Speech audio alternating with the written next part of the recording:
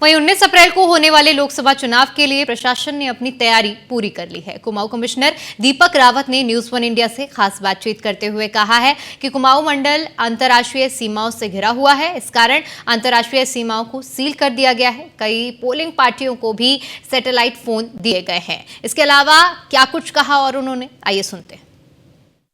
उत्तराखंड में 19 अप्रैल को होने वाले चुनाव के 48 घंटे ही बचे हैं और मतदान की सभी तैयारियों को लगभग पूरा कर लिया गया है।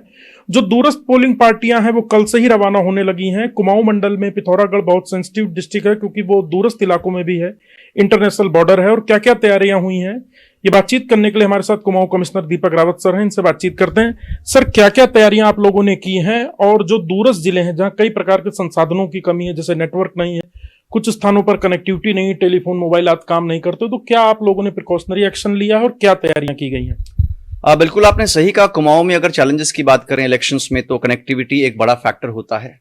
कुछ बूथ्स ऐसे हैं जिनमें डिस्टेंस बहुत ज्यादा है, तो P-2 में भी पोलिंग पार्टीज जाती हैं। पिथौरागढ़ की एक पार्टी कल भी निकली थी, चंपावत की कुछ पार्टीज आज निकली हैं, नैनीताल की आज और कल दोनों में निकली हैं। ये तो दूरस्था वाली बात थी। दूसरा जो हमारा कम्युनिकेशन का है, तो इस बार जो भी बूथ्स हमारे ऐसे हैं जहां पे कनेक्टिविटी का इशू है, तो वायरलेस सेट तो खैर है ही, लेकिन डिस्ट्रिक्ट्स में जितनी जगहों पे हमारे पास सैटेलाइट फोन्स अवेलेबल थे, जैसे पिथौरागढ़ में 40 पार्टीज को सैटेलाइट फोन्स हमने दिए हैं ताकि कम्युनिकेशन बना रहे। पोलिंग डे के दिन जो जो गतिविधियां हो रही हैं, घंटे घंटे में रिपोर्ट होनी होती है, वो सब सूचनाएं हमें मिलती रहें। इसके अलावा इंटरनेशनल बॉर्डर्स का भी मुद्दा रहता है। पिथौरागढ़ में भी है, चंपावत में भी है, यूएस नगर में भी है। जो P-72 का इसका प्रोटोकॉल होता है, उसमें इनको सील करने के ऑर्डर्स भी सभी डीओस द्वारा कर दिए गए।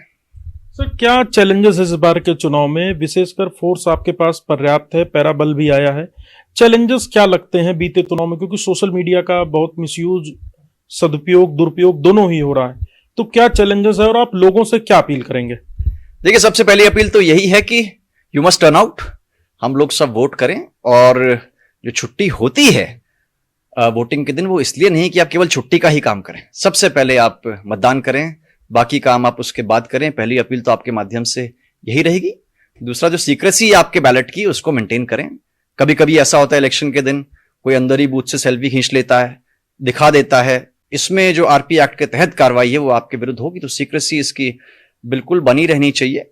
बाकी उसके दिन जो एमसीसी वायलेशंस होते हैं, तो उसके लिए सेक्टर मैजिस्ट्रेट्स होते हैं, एआरओज होते हैं, तो उनकी ओर से जो नोटिसेस हैं वो रहेंगे।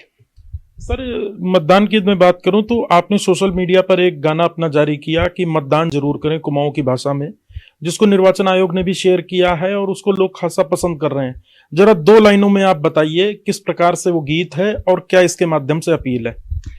बहुत सिंपल लिरिक्स में लिखा था और कुमाऊनी में लिखा था, हिट आमा बुबू मतदान करी उला।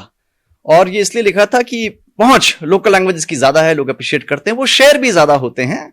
और कहीं ना कहीं हमारे अगर कोई उदासीनता है, कोई ऐसा फैक्टर है कि हम नहीं जा रहे हैं उस दिन, कुछ और प्लान कर रहे हैं, तो द अपील इज एक नज है एक तरीके से वोटर्स को कि आप आए और बूथ पे पहुंचे और अपना वोट दें। 2 लाइन सर गा के सुनाइए। हिट ओ अमा बुबू मतदान करी उला, सुन ओ दादा भौजी हम वोट दिबे उला। तो आप थे कमिश्नर दीपक रावत साहब, आपने अपील की है लोगों से मतदान जरूर करें। और ऐसे मतदाता जो कई दफा उत्साह में या कुछ लोगों को दिखाने के लिए मतदान के बाद किसी राजनीतिक दल को, जिसको भी उन्होंने वोट किया, उसके साथ फोटो या सेल्फी लेते हैं, तो उनके विरुद्ध कार्रवाई भी हो सकती है। लिहाजा ऐसी लापरवाही से बचने की भी जरूरत है। कैमरा सहयोगी अंजीत के साथ Sudeep Jain, news one India, Haldwani.